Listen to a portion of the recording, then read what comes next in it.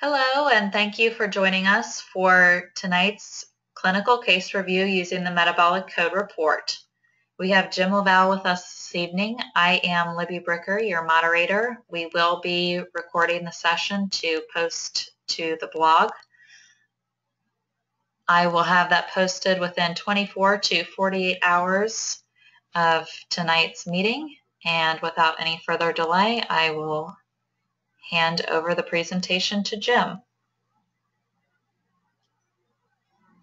Hey everybody, this is a great example of why you need to interview people.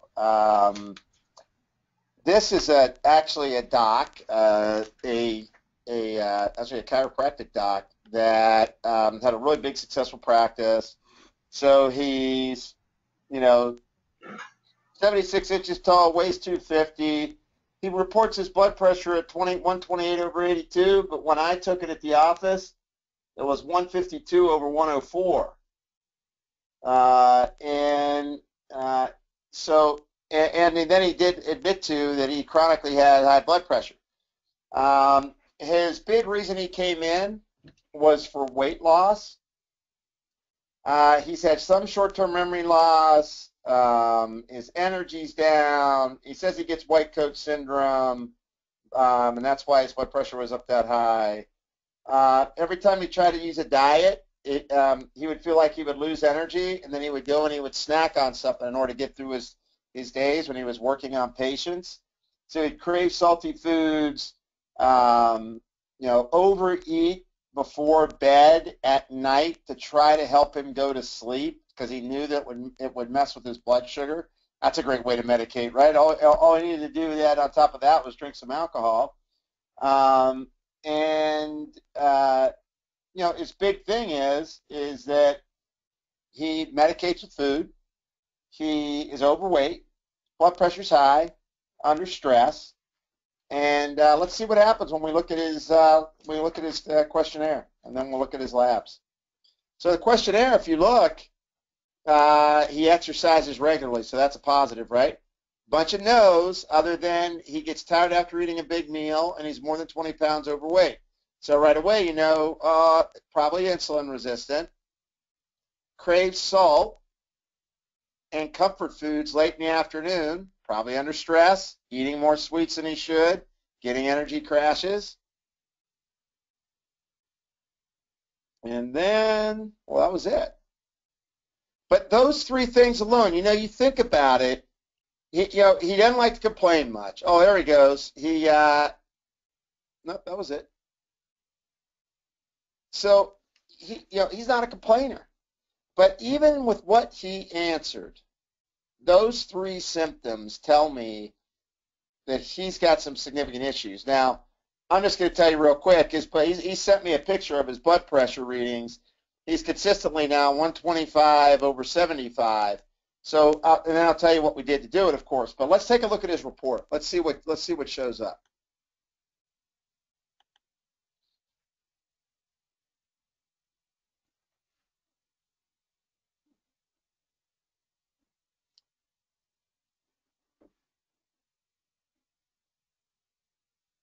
But this is a perfect example of why questionnaires always aren't accurate, because he doesn't self-report very accurately. He didn't really report his short-term memory. He didn't really report his fatigue, and he used food to medicate. He didn't really report his sleep problem. I needed to dig that stuff out of him. So sometimes you don't get that, you don't get that output that you're looking for. So let's take a look here. Wow, where's he score highest? No surprises. Adrenal, thyroid, pancreas. Number 2, cardiopulmonary. Number 3, liver, lymph, kidney. And number 4, gut, immune, brain. And number 5, test, and progesterone. This is an odd one, right? How many times have you guys seen one rank out like this? Right? Gut, immune, brain's down at number 4. Cardiopulmonary is at 2.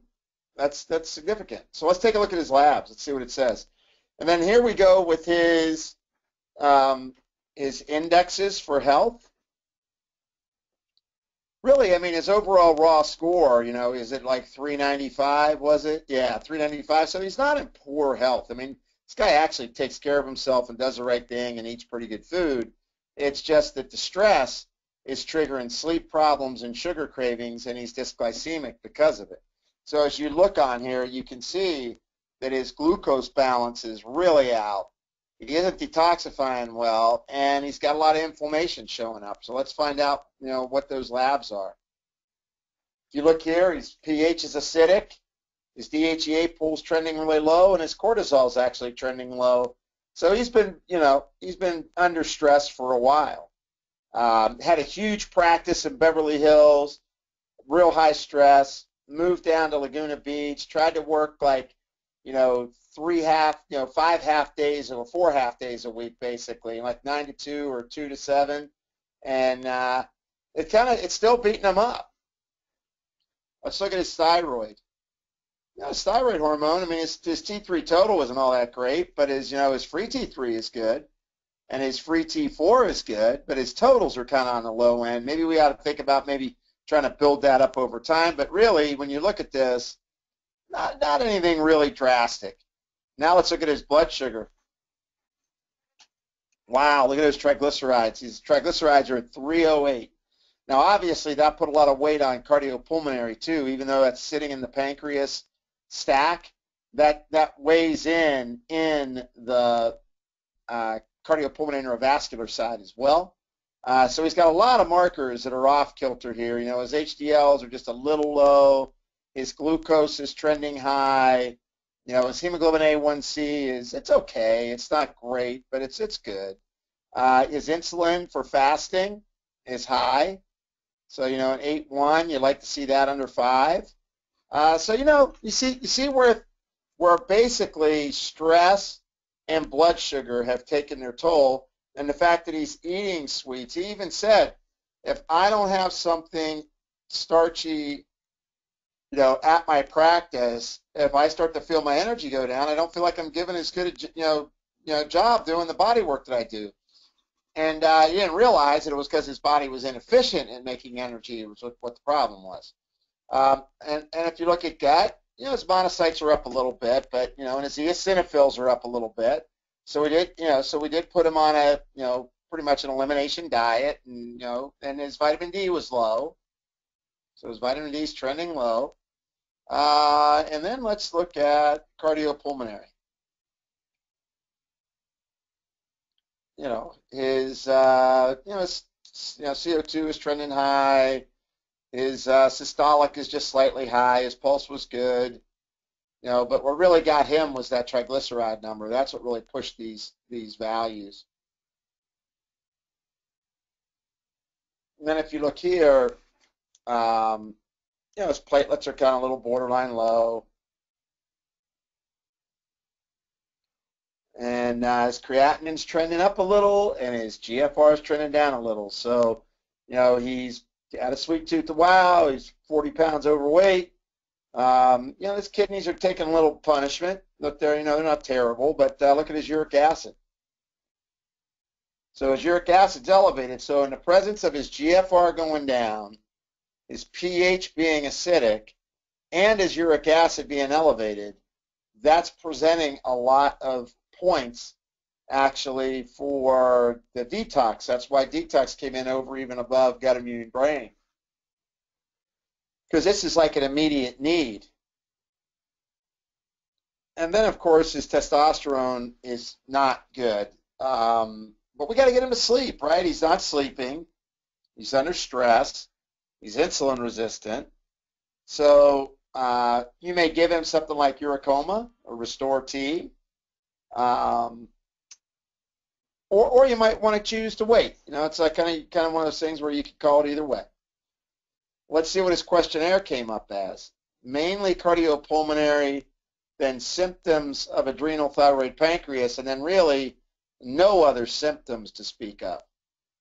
So, unless he's complaining of erectile dysfunction and, gee, I'm flat and I'm grumpy and I'm irritable and my mood's not good, I'm probably not thinking I got to do testosterone on him. So he doesn't have a lot of symptoms, but he is not a good answerer, right? He didn't really, kind of come through with all the things that were going on. He could have detailed his sleep much better than he did. if you look here, the triad 1, adrenal thyroid pancreas, look at all the labs that are showing that there's pressure coming from there. The GFR is due to the cortisol. The GFR is due to the insulin. The cortisol is trending low now. The DHEA is trending low. He's on the backside of his high stress response. And by the way, one of the nicest guys you'd ever want to meet. Just really charming. He didn't. They were great. So now let's get past this cortisol. All these summaries, and let's see what the report said.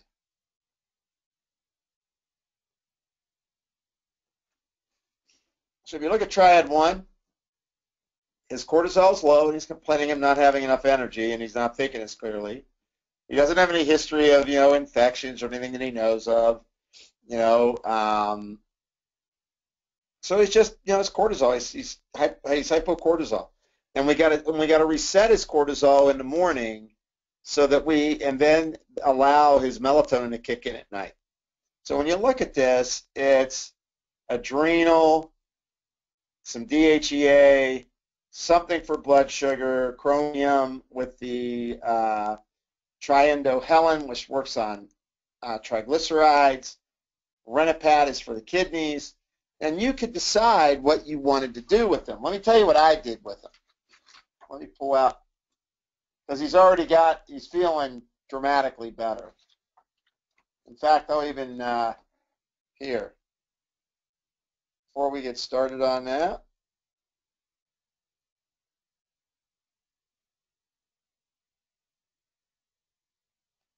let me pull his thing and tell you what he sent.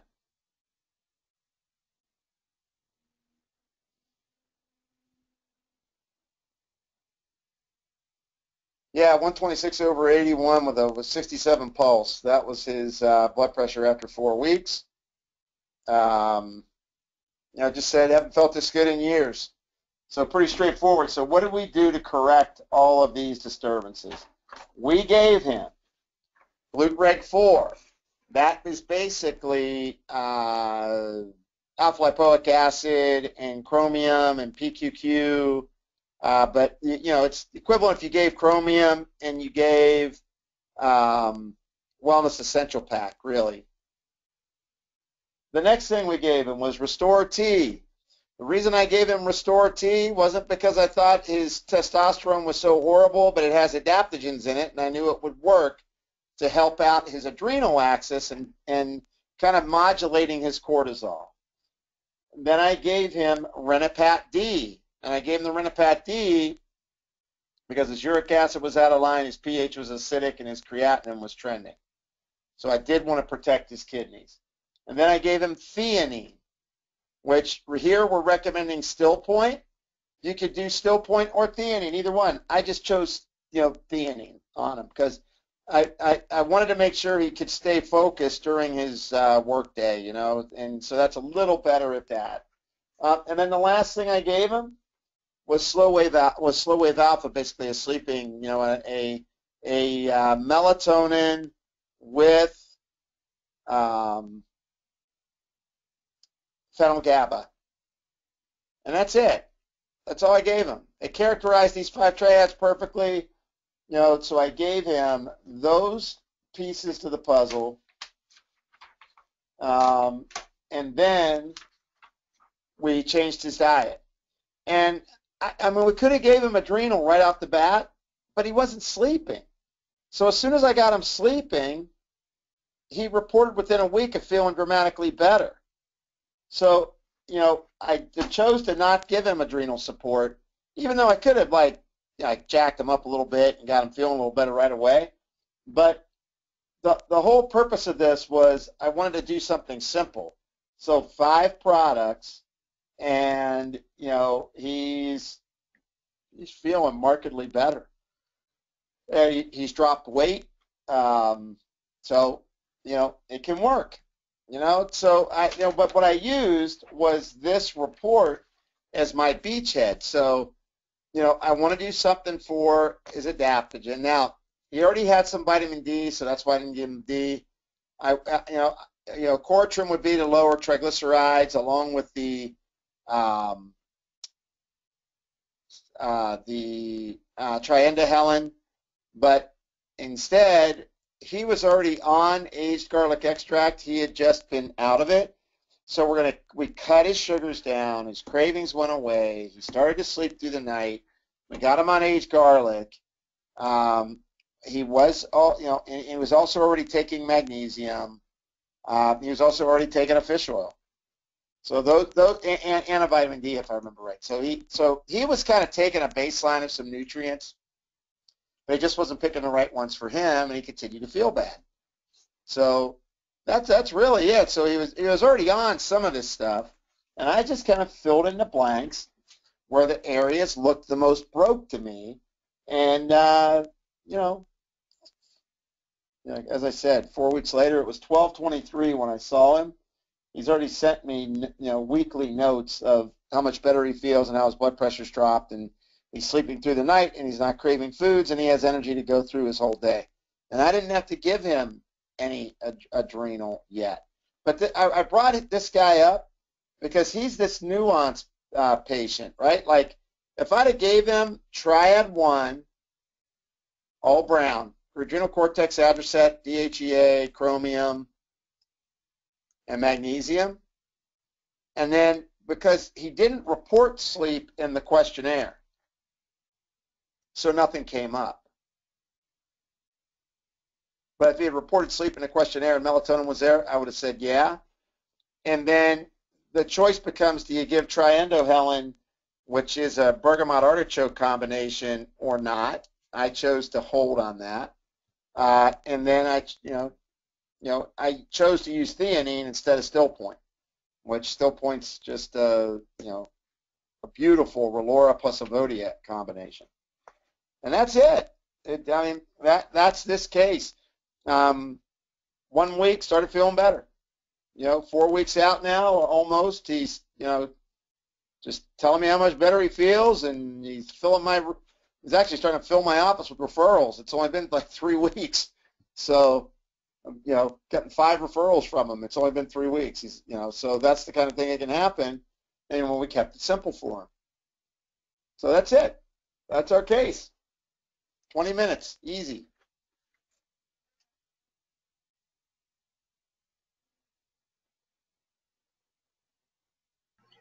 Thanks, Jim. We'll give just a little bit of time to see if any questions come through. Otherwise, we can wrap up. Hope to see everyone at the Focus on Thyroid webinar this Thursday the 14th at 8 p.m. Eastern with Laura Laval.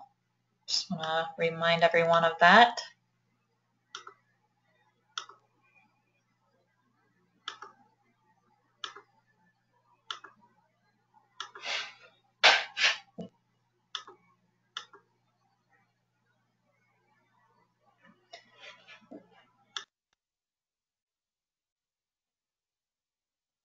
Yeah, what was funny about him?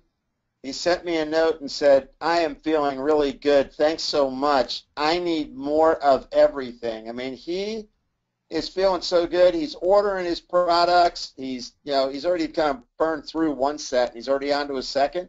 I don't even need to wonder if he's going to order. I mean, when you get people feeling good quick by targeting their what triad's out of balance, you really start to see people get responses really quickly. And if you notice, as I said, I only ended up giving 5 things, focusing on Triad 1 and a little bit of supporting Triad 4.